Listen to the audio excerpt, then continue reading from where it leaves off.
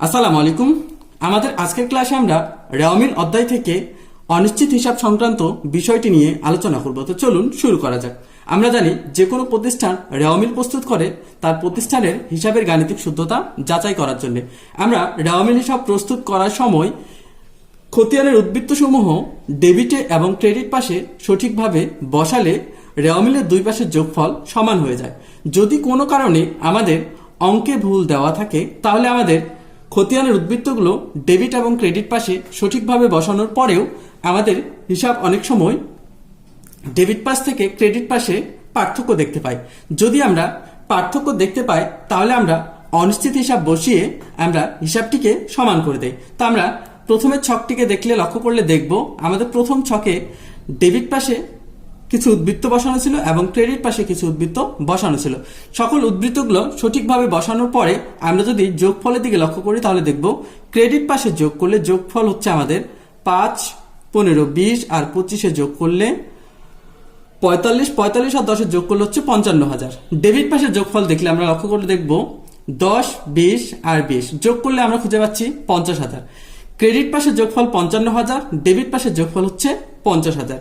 যেহেতু আমরা লক্ষ্য করতেছি, যেহেতু আমরা দেখতেই পাচ্ছি দুই পাশের যোগফল সমান নয়, সবগুলো সঠিকভাবে বসানোর পরেও যোগফল আমাদের সমান হয়নি, তাহলে আমরা যে কাজটি করব, আমরা প্রথমে লক্ষ্য করব আমাদের কোন পাশের যোগফলটি বেশি। আমরা লক্ষ্য করলে দেখব ক্রেডিট পাশের যোগফল হচ্ছে আমাদের 55,000, তাহলে ক্রেডিট পাশের যোগফলটি আমরা প্রথমে যোগ করে নেব 55,000। এবার যেই পাশের যোগফল বেশি সেটাকে আমরা উভয় পাশে বসিয়ে নেব। তাহলে ক্রেডিট পাশের যোগফলটিকে আমরা ডেবিট পাশে বসিয়ে নিই।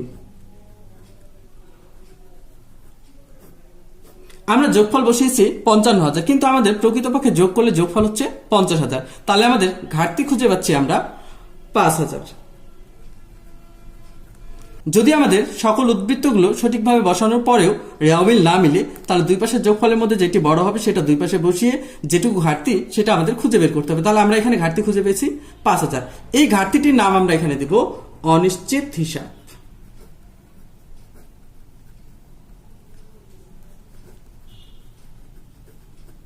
এই অনিশ্চিত হিসাব দিয়ে আমরা প্রথমে রেওয়ামিলটি মিলিয়ে ফেলব। এরপরে দ্বিতীয় আরেকটি ছকের দিকে লক্ষ্য করলে দেখব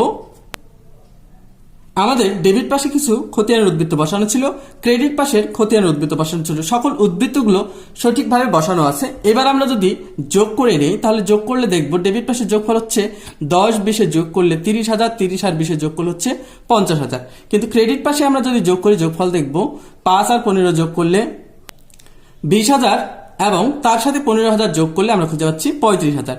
ডেবিট পাশের যোগফল হচ্ছে 50,000, কিন্তু ক্রেডিট পাশের যোগফল হচ্ছে আমাদের 35,000। তাহলে এবার আমরা ডেবিট পাশের যোগফল বেশি পেয়েছি, তাহলে আমরা প্রথমে ডেবিট পাশটা যোগ করে নিব। ডেবিট পাশ যোগ করলে হচ্ছে আমাদের 50,000, কিন্তু ক্রেডিট পাশ যোগ করলে যোগফল হবে আমাদের 35,000। তাহলে আমরা যেহেতু বড় সংখ্যা পেয়েছি 50,000, তাহলে এটিকে আমরা দুই পাশে বসিয়ে নিব। এবার আমাদের ঘাটতি কত সেটা খুঁজে বের করবো। 50 থেকে যদি আমরা 35,000 বিয়োগ করে দিই তাহলে আমরা ঘাটতি খুঁজে পাচ্ছি 15,000। আমরা ঘাটতিটা এখানে বসিয়ে নিব।